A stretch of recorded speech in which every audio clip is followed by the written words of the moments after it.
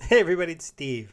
I sure am on a roll of doing a lot of posts about projects that have NFTs because I made a video about the Seascape NFTs that might be interesting. I also made my own NFT on Wax that is really just for supporters of my YouTube channel at this point.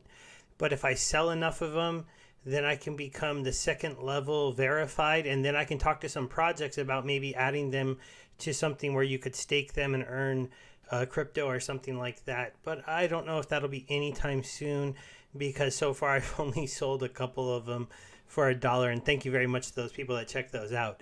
This was a little Pokemon project. It's not so NFT based that I thought was fake. The admins came back.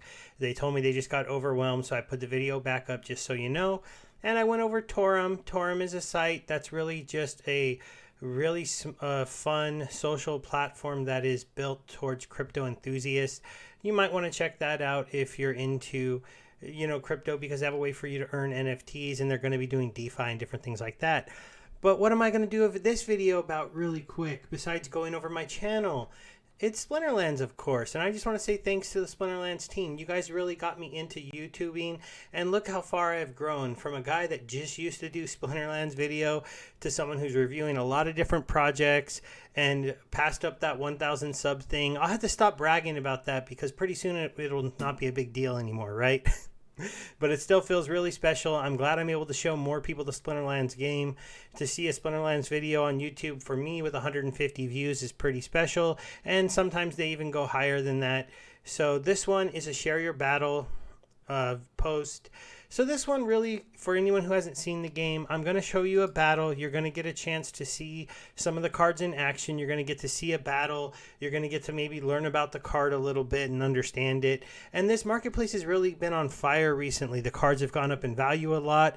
The use case has gotten better for them, and we have brawls that have been added. We've had so many good things coming into the Splinterlands world, and land isn't even fully launched yet, and that is coming. And when that happens, these cards are going to become so much more useful, and so many of them are going to get staked into land that it's going to be quite interesting to see what happens to the marketplace of Splinterlands cards. And they are both in Wax and on the game now at this point, and so that's pretty exciting. They're on OpenSea too, but the cards were never really going to be super popular there because of gas fees. I mean, Splinterlands cards are awesome, but nobody's going to pay $30 in gas to buy cards that are, anywhere from a quarter to a couple dollars, which some of them are. So today we're going to be looking at the card that they asked us to feature this week, and that is this one here. So this is the Naga Fire Wizard. She is a rewards card and a very, very powerful wizard on the Fire team. This card really helped fill a gap in the Fire team. They did not have wizard cards.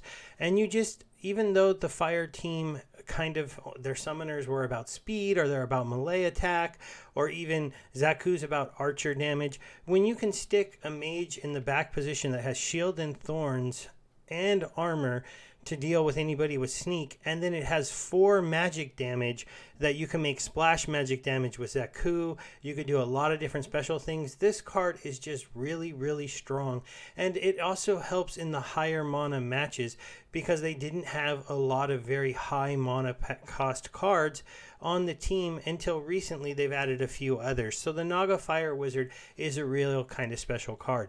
Just to show you kind of an idea on the price of this card, this was a card that was given out for free back when this card was issued. So we were all earning this card just for playing the game.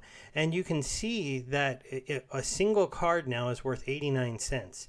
These ones that are 28 cents, that's only if you're willing to spend $20 and buy this one up here. And honestly, that's a pretty darn good deal if somebody wanted to pick up a level 7 Naga Wizard who didn't have it. I luckily do have a level 7 that I rent out and a level 8 max because I've been playing this game for a while. But do know, if you get into Splinterlands now and you start playing, this rewards card is not unique. There are a full set of different rewards cards that you earn for free for playing this game, and that if you keep them over time become much more valuable. So ones that people are earning right now might be this one, and that one is only selling for around 11 or 12 cents. But one of the ones that is completely maxed out and been maxed out for a while, like this one, the Crystal Werewolf, is actually kind of cheap at 14 cents. Let's look at another good one. This one's at 22 cents. You got this one at a quarter. So, oh, here's another 89 cents. See, the Naga Fire Wizard is actually one of the higher ones because it is such a powerful card.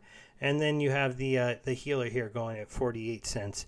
All these cards are still relatively cheap in my opinion, but they are solid amounts of money that you're getting for free, considering that when you get your rewards for a day, you end up getting usually 1, 2, or 3 different cards. Now, these are the rares though too. If I take that off, you're going to see that they give out legendaries that are worth dollars.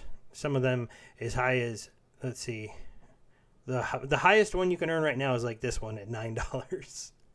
But let's go ahead and get to the battles, right? Because that's what this is about. We've talked a little bit about the card, and I don't want to make this video too long, but I did want to just talk to you guys a little bit about the the marketplace, what's going on, and everything else that's going on in Splinterlands, because it's such an exciting time for the game. I really wish I had more time to play, but I've been trying to make a lot of content recently, so hopefully people are enjoying that.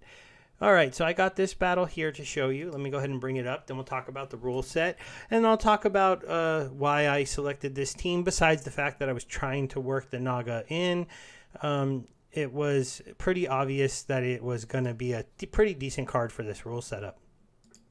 I actually might have been playing somebody else trying to do his quest, so if you were trying to do your quest, it'd be funny if we're both doing a video about the same thing. But this was reverse speed, no archers, so obviously there weren't going to be any archers on the board. And so it was a good chance to play some mages. Now, one of the things you might notice, he did play a card that is anti-magic and magic bouncing black, but at the same time, he didn't have a healer because his Tortoise Chief wasn't high enough level. I went ahead and played basically these 2 slow melee monsters with the extra melee attack, and then I went ahead and threw a chicken on the back row, a monster with armor on the back row. I played an extra thing to boost my attack, so I'm going to give them 2 extra attacks so they're hitting pretty hard. And then I played the new wizard that came out, because if you're going to play guys who are a little faster in a reverse speed game where it's 3, you want to play mages, because mages can't miss. They just have to wait a little bit longer to do their turn. And also, I thought this spell might be kind of interesting in this battle, but if not, it all fit in really well here for a pretty strong team. I do need to level this guy up. I only have him at level 6, and he's a really good card. And I only have this one at level 6. So I didn't play a full maxed out team, but he didn't have a full maxed out team either. He went with kind of an interesting card here. 9 cost, use up a lot of his mana. That's going to have to kill my chicken, and my chicken with 2 speed. It's kind of an equal thing, but he's going to do a big hit on a chicken. He's going to do a big hit here on this armor, and so he's going to have 3 attacks before he possibly kills anybody of consequence on my team. So we'll go ahead and see how this battle progresses, and you'll see that unfortunately he just was not able to get enough of that sneak attack to kill anybody on my team. It also helped that I had that 5 attack in the front row, as you saw. I took 3 damage off of his guy, and then I had enough there for both of them to do 2. And so immediately, as you can see, I've taken a real big lead at this point. And I'm able to get that guy off the board, even though he does have a lot of magic damage. So my tank up there is going to end up dying. It's just going to... I'm going to have done too much of a good setup here. I'm going to have protected myself, take out one of his mages, and I have that scavenge ability with that heal. So now I still have an 8 life guy up in the front row. Now he's got 9, and then I get a miss right there, which was pretty lucky, but he still would have survived that attack, and I get a real dominating win.